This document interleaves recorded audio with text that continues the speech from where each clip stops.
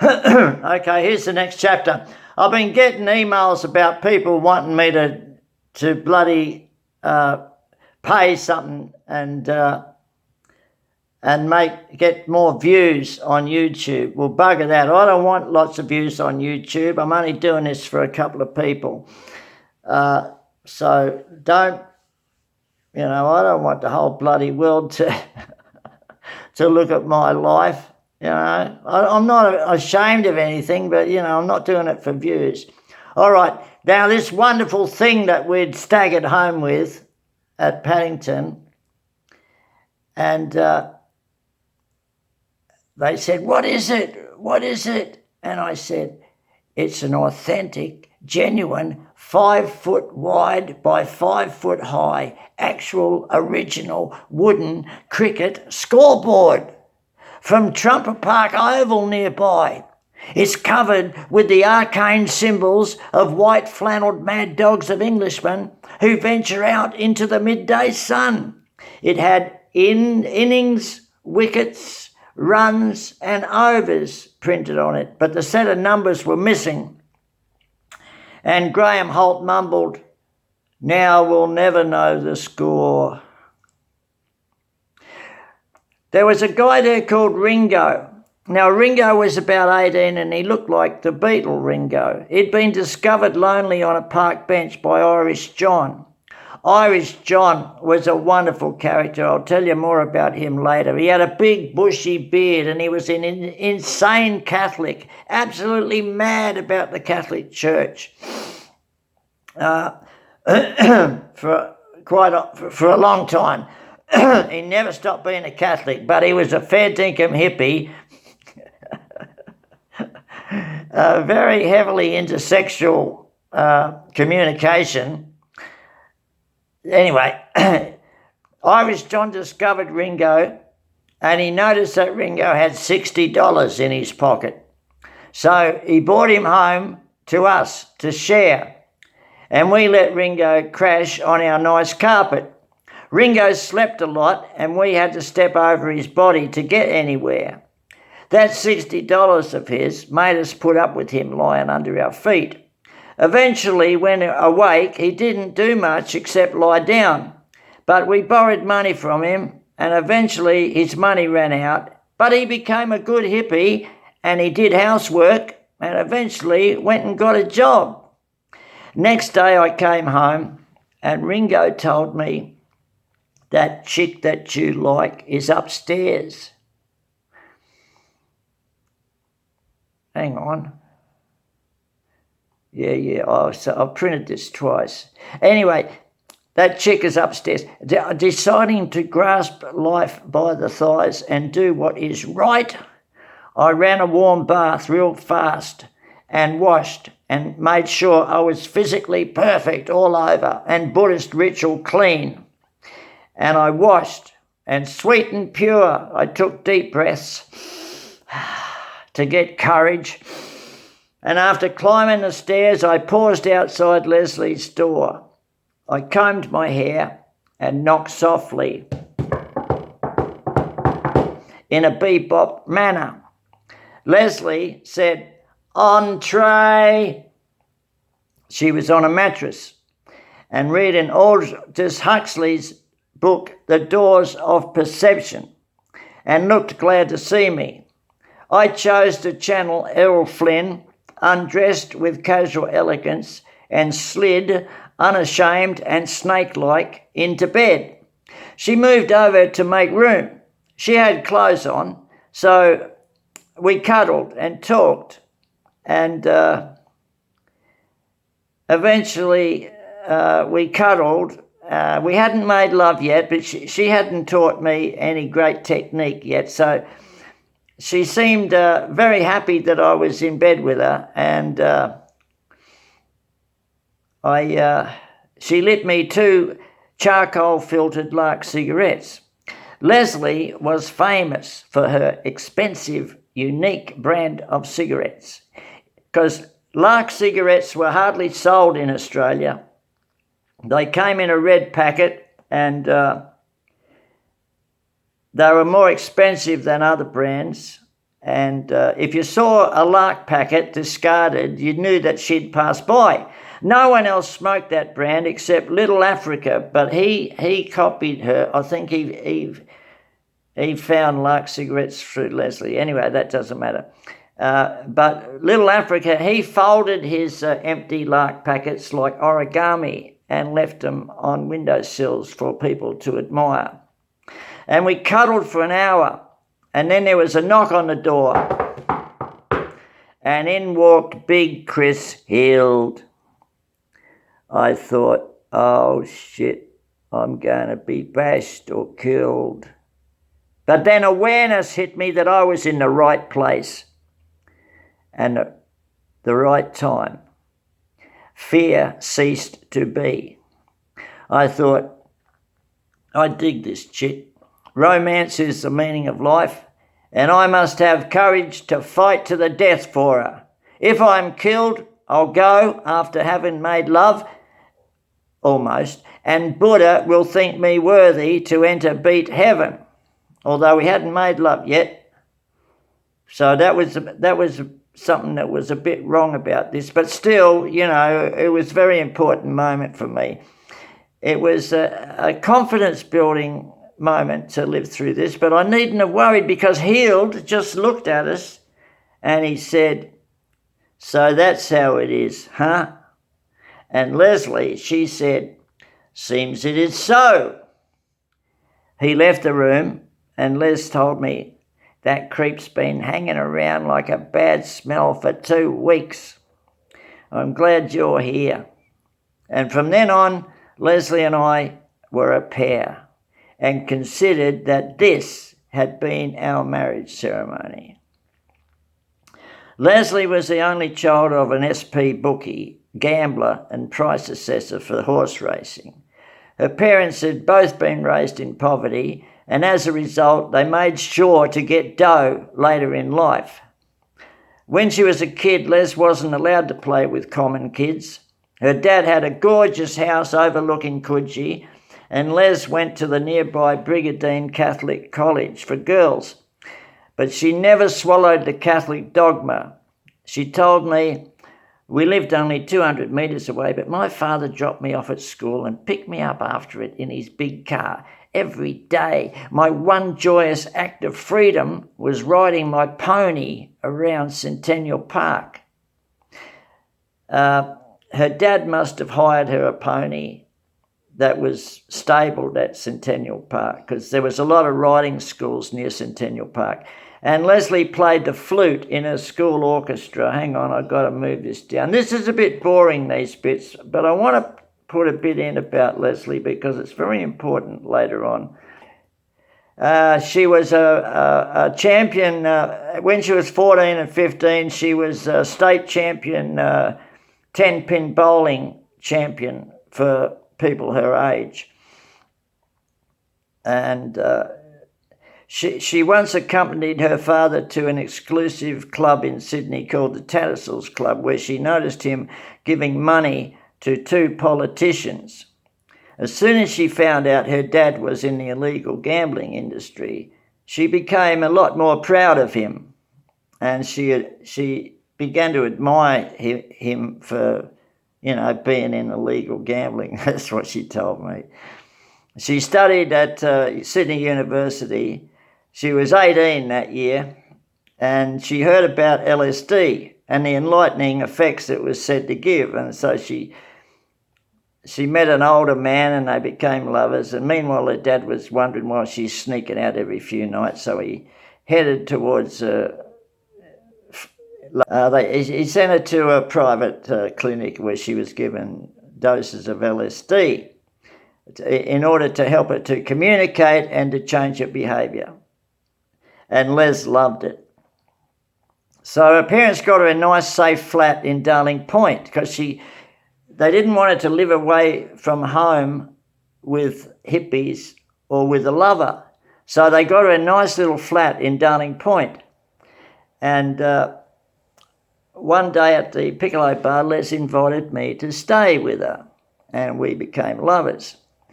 But she told me that the landlady reported all visitors to the flat to her dad. So I had to be invisible and very quiet. One day Les went shopping for methadone and I was there alone. I'd just had a shower when American Jack knocked on the door.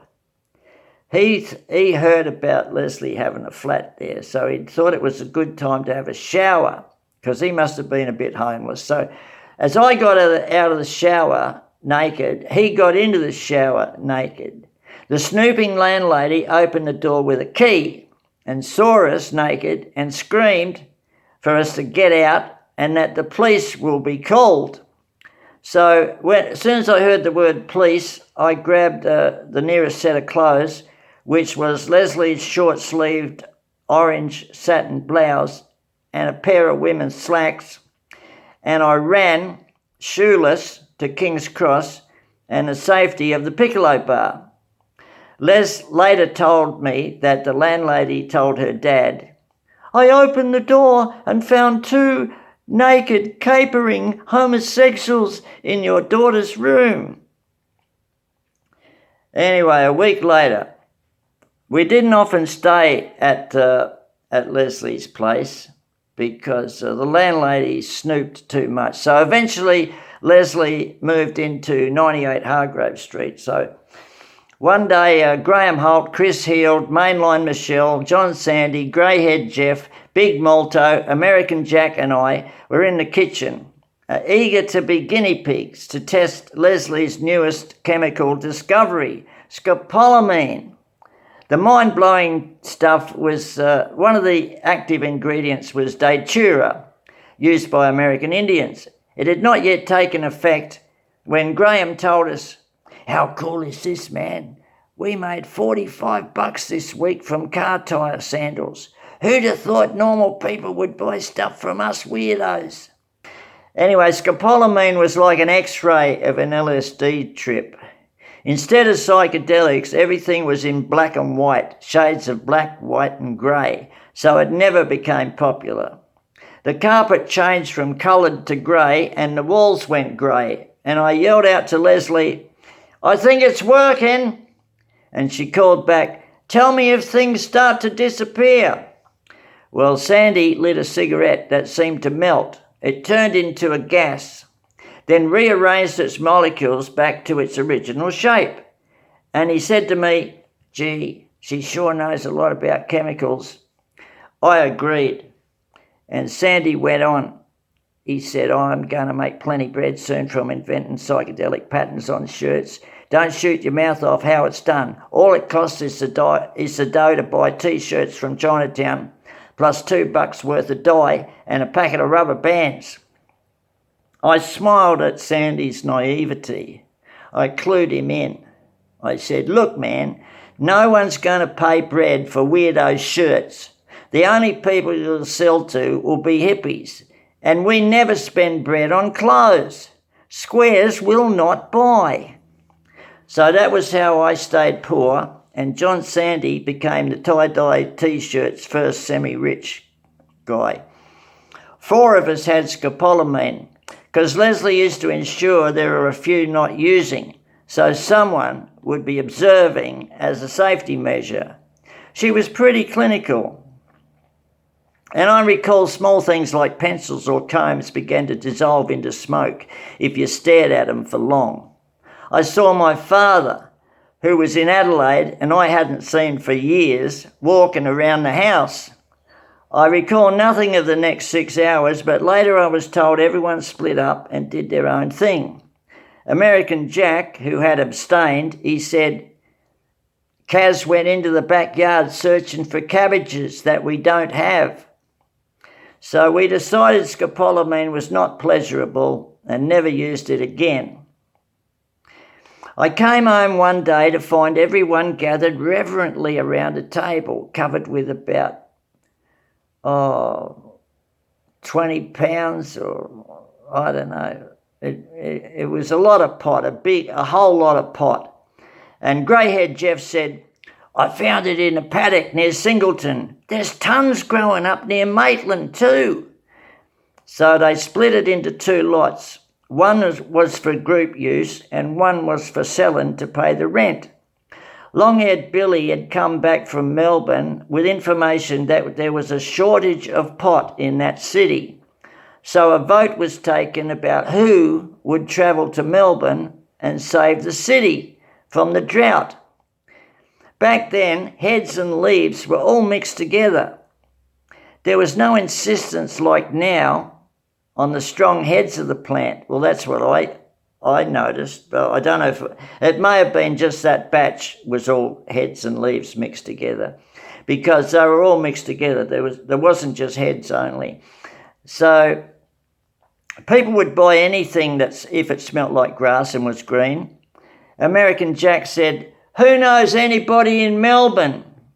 And I thought to myself, if I get to sell the grass, I'll be able to eat regularly and sneak some of the dough. So I ventured, "I lived there for a while. Could you sell 160 ounces down there real quick and split back with the bread in a week? Because our rent's due and the landlord's threatened us to throw us out." And I still had my Kerouac affectation in which I said yes to every question. So I said, "Yeah, sure could." But Leslie, mindless, would be in the house with 8 males while I was gone. She might fall for someone else. So I said, "Leslie Mindless should come too. If I have a chick with me, cops will think we're innocent young lovers. They'll never think we've got gear." Everybody agreed that was a good idea, and Leslie was smiling. Pirate Ted and Big Cyrus, they divided the grass into 160 paper envelopes that each held an ounce. They wrapped the paper envelopes into newspaper bundles, and we stuffed them into Tony Kelly's old duffle bag. We thought about getting plastic bags, but nobody had the money to buy any. So we wrapped them all up in newspaper bundles.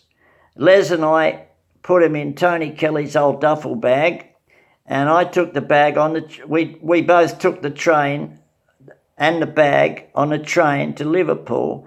And when we got to Liverpool, we began hitching.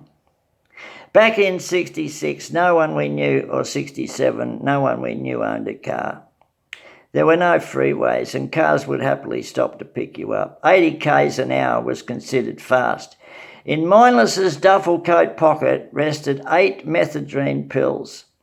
"We'll only take one a day," she prescribed. Rides picked us up, and by 4 a.m, thanks to the methadone, I began receiving psychic messages from Tibetan mystics in the form of passing road signs. For example, "Road narrows ahead." I'd get thinner the more I hitched. "Soft shoulders." Mindless sure had them. "Keep to the left." Must not lose my socialist values. "Road turns ahead." Well, I'll turn my head and kiss Les. "Road splits ahead." Hitching may lead to us parting. "Beware of falling boulders." Don't stare at tits like squares do. I was new to speed, so I'd get over imaginative, but I didn't let it show, and I didn't tell Leslie anything was wrong. I thought super energy multiplied by spiritual knowledge has led me to have ESP. Similar ideas drifted in and out, like we are the next step in evolution. We heads had the courage to take speed and LSD, and they haven't. So we are taking the leap towards self-knowledge. Next day, a ride left us off at Albury, near the border of Victoria and New South Wales. Leslie felt ill and lay down on a shady footpath. It was the hottest day of the year. An hour passed, and hoping she'd recuperate with something in her stomach, I set off to bum food for her. We had no money, but surely someone would help. It was Saturday and not many people around, and I asked pedestrians for a few pennies, but no Albury folk even acknowledged me.